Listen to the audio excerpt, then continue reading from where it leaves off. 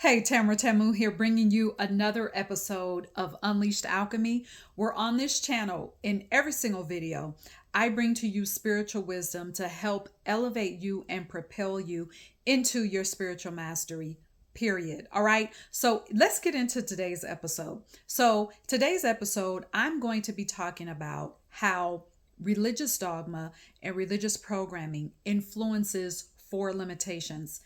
There's a whole list, but I want to focus on these four because they tend to show up in every single part of our lives. All right, so let's get into today's episode.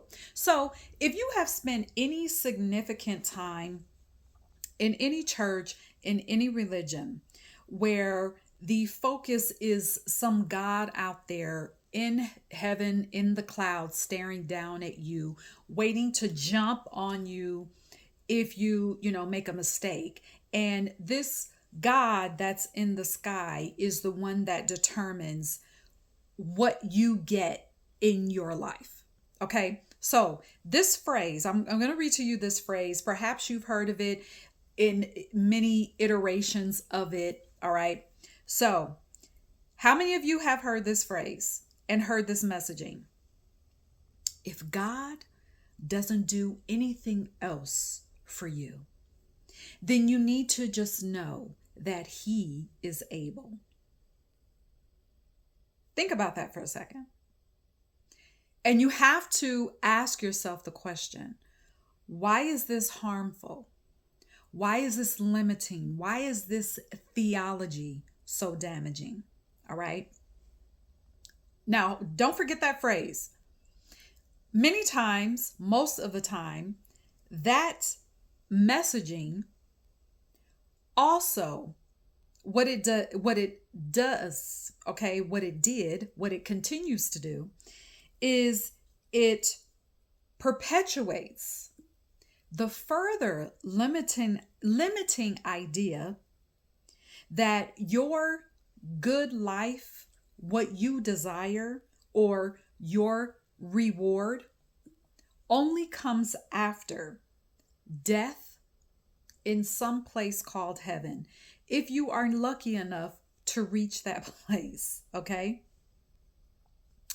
this type of harmful theology, this type of limitation, this type of programming, and this type of dogma, it influences four limitations. So I'm going to read you. You'll see me looking down because I do have notes. All right, it will postpone your good. All right. It influences you to settle. All right. If you desire something, you will stop yourself from even saying what you desire because you'll view yourself as being greedy.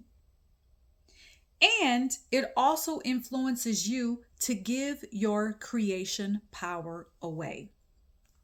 So let's take each one separately, all right? Let's go back to the first point. You will postpone your good, which leads to prolonged suffering.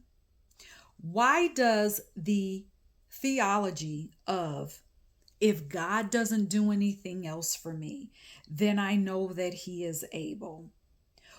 Why does that, or how does that cause you to postpone your good? Because you'll have in your mind that to have what you desire, to have what you want, that there has to be, that you don't have it because you haven't proven yourself to be worthy of it. That you somehow haven't put in enough time of laboring and suffering to receive it. That your good life, even though you have the image, you have what you want and what you desire in your mind, that if you don't have it, then you'll sit back.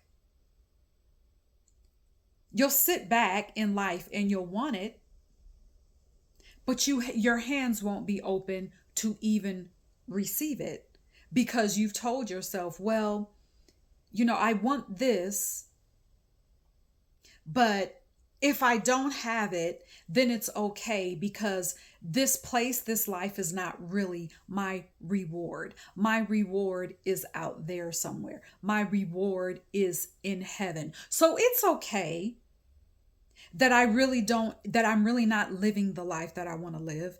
It's okay that I really don't have my desire. It's okay, because it's okay. This suffering is okay. Now, you may not say those words, but really, that is the underlying foundation. That is the underlying energy that you have been fed in religion when you hear messaging that says, if God doesn't do anything else for me, then I know He is able. Having that idea that your life and your reward, that you can wait for it when you die, that you'll get it in heaven, that it's okay that you being on this earth, that it's okay for you to not have what you desire. That prolongs suffering. You are meant to thrive as a spiritual being in this human body. A lot of this, you'll hear me say this in many of my videos. You probably have heard me say this in any of my videos if you've been around here for a minute. A lot of the suffering that we have allowed was not necessary. However, the messaging through religion said that if you want this, you have to go through all of these things, and perhaps you'll get it and maybe not. Either way, you'll get it in heaven. That is so harmful. Where we keep ourselves, with that theology, we keep ourselves from even speaking what we want. We'll get into that in a minute. So let's go on to the next point. So we got, you postpone your own good. What does this lead to? The second point, it influences you settling for less than what you desired. Because again, you've told yourself through that messaging, you've made yourself to believe it's okay that I don't have what I desire. This shows up in how we interact with each other. It shows up in our relationships. It just shows up in our day-to-day. It shows up in our career. It shows up with our money. It shows up in how we want to live and where we want to live. It shows up in everything. Where we get up in the morning and we say, well, I'm just going to leave this, whatever this is, in God's hands because I know He is able. And the whole He thing, I mean, that's another topic for another video. So here again, you have told yourself that your power to live the life that you desire is completely in someone else's hands. You've given away the power of your Heka to actually speak what you want, to actually speak the words, and you actually start to see your external environment conforming to what you say because you've given that power away. It influences you settling for less than what you know you want, as if you having what you want, as if there's something wrong with you saying, this is the kind of day that I desire. And not just one day, but this is how I want to live. This is how I see my life every day. This is the freedom that I want to experience in my life. Let's take a simple example. Let's say you have a desire to experience a life that is where you are experiencing time freedom, where you are experiencing location freedom. But because you have said your reward, that you're not worthy to receive your reward being the life that you desire, that you are not worthy enough to receive that right now, that you're going to wait until you die and go to a heaven, you're settling for living in a city that you can't stand. You're settling for living in a climate that you hate. You're settling for going to a job that you hate. It's not, may not be necessarily because you hate the work, but you don't like having someone else give you a schedule to tell you when to show up, to tell you when to go to break, to tell you when you can leave. Now, here's a side note. I'm not saying that there's anything wrong with having a job or having a schedule. So for those of you that don't even leave a message about that. Don't leave a comment, because that's not where I'm going with this. I'm using this as an example. So you back to the topic at hand. So you have settled for that life. For you, it is settling. Who cares what other people think? For you, because you desire a life where you want time and location freedom, but you settled for being in a city you hate, being at a job you hate, because you can't stand someone giving you a schedule. That's what you have settled for. Even with our day-to-day, do you know how powerful we don't understand how powerful we are, and that our words and what we say, that we can enchant every single part of our lives. Do you not know that you can go to the gas station? You could be putting gas in your car, and someone could come up to you, and before you know it, that could be your next business partner. That the universe can bring you the next business idea. You can literally wake up in the morning and say, I want to receive a lucrative, soul-aligned business opportunity in this new waking moment, in this new waking hour. That is what I desire. And then you have to be open to receive how it's going to come to you. And I'm using that example. I've used a couple of examples, but I'm using that example to show you how powerful your words are and how powerful you are, and that you never have to settle for anything. And a lot of times we get caught in that settling loop because we have not seen what we desire around us.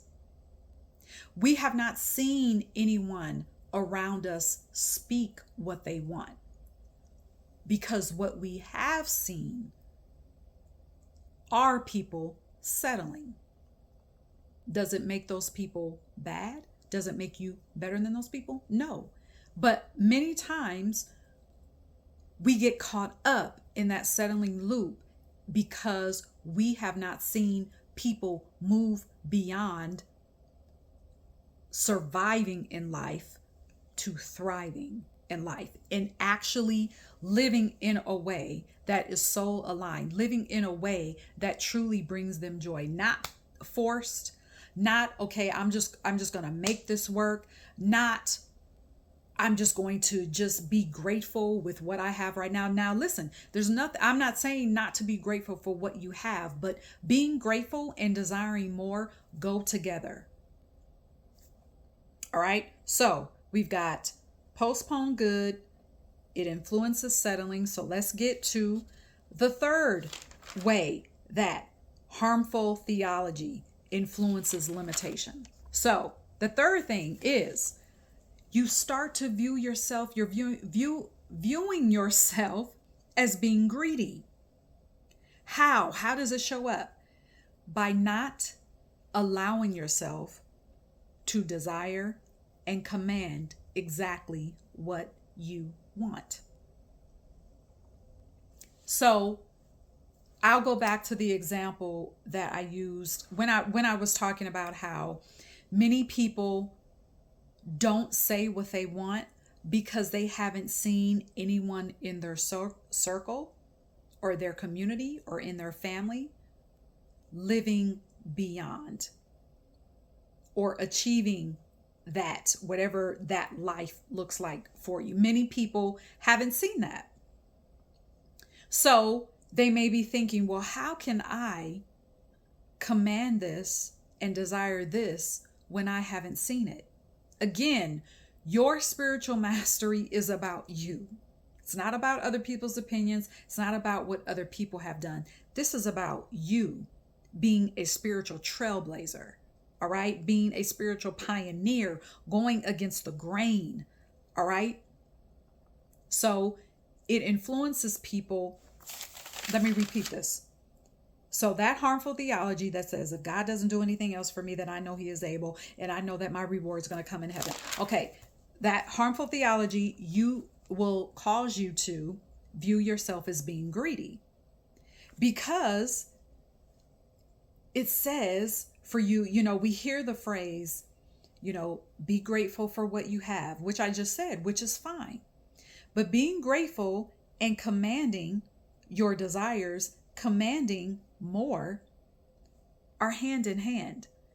You can be grateful and you can command what you desire. There is no you be grateful or you command what you desire. There's and. They go together. That is what harmony and balance looks like. That is the perfect example of harmony and balance. All right. You are not greedy. You are designed as a human to want more, to feel more.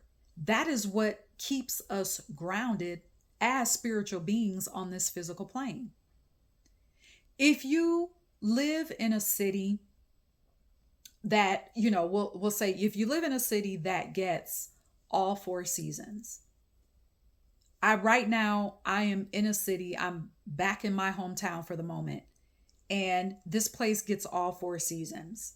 So in a minute here, the leaves are going to change their color on the trees and they're going to start falling. What if the trees say, oh no, if we have too many leaves changing colors, that's going to make us look greedy? Nature doesn't say that. Nature has so many, we're going to start seeing so many colors on these leaves, so many hues of colors on these leaves. It's just infinite, and it's constantly changing. The colors are constantly changing, and then the leaves are going to start to fall. The trees don't say, oh, well, no, let's keep some of these leaves back for a minute. Let's keep some of these leaves from changing color because we don't want to appear too greedy. Nature doesn't say that. Nothing in nature says that except for human beings. Now, we can talk about the topic of, we know that greed exists. We know that. That's not what we're dealing with here. I am talking to you if you are desiring more, but you have kept yourself from saying what you desire. You've kept yourself from just actually writing out what you desire because you don't want to sound greedy because of religious dogma and religious limitation. I'm talking to you. Speak what you want. All right. 4th point. The 4th way that harmful theology and programming influences limitation: you give away your creation power. This 4th point sums up all the first 3 that we just talked about. All right. So let me read this to you. So religion fuels the belief that your creation power originates outside of you. Hence the idea that heaven is out there somewhere. No, it is not. Let me explain something to you. Your visions that you have for your life, the desires that you have for your life. Some of you wake up in the morning and you have these visions and you catch yourself saying, dang, wouldn't it be cool if I had this? Wouldn't it be cool? Wouldn't it be amazing if I could do this, if I could go here instead of having to go here? And sometimes you don't even know where those ideas are coming from. Those ideas are coming from your soul. They are not coming from your ego, because your ego will only bring you ideas that are rooted in what you think you know.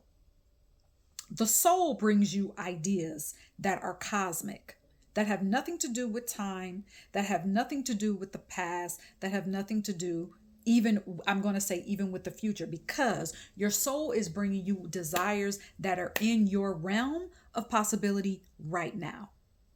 All right, so let me finish this. So you give away your creation power. So when you understand that you hold creation power, you also come into the knowledge that heaven is you. It is not just in you, it is you. So now what happens is, when you release that limitation of not giving your creation power away anymore, what happens? You become more open to receiving new visions and images from your soul that go beyond logic, that go beyond what is normal, that go beyond what is in the normal realm of even what people around you have experienced. Do you understand that? This is the moment, that moment when you understand that, that's the moment when you tap into the spirit, the supernatural. It is natural for you to be supernatural. It is natural for you to open up your mouth and create, and to begin to see your external environment conform to what you say. So, to be released from religious programming, to be released from religious dogma, you are no longer postponing your good, because you are deserving of your good right now. Number two, you're not available for settling, because what you desire is what you desire. Doesn't matter what you've seen other people do or don't do. This is about you. You are the spiritual trailblazer. You no longer view yourself as greedy, because what you desire, you deserve it. Because you already know. Let's use the example. We'll use the example of money. You wanting more money, you desiring more money, hands on money, okay? You already know that you're going to be guided on how to use this abundance of money, you're going to have the perfect balance of making purchases, circulating it, investing it, sharing it, sparing it, and you're going to be guided by your celestial team. We'll talk about that in another video. All right. Also, you will not only hold on to your creation power, but you'll allow your creation power to be elevated, and elevated even more and more and more. All right. So I wanted to leave you with that video today. Again, remember, if you are wanting more one-on-one support to reach your spiritual liberation, your spiritual elevation, your spiritual freedom, book a one-on-one call with me so that we can talk about how I can support you more. Also, look in the description for other services and books that I offer that provide you with spiritual wisdom so that you can be the spiritual master that you were put here to be. All right, until next time, cheers.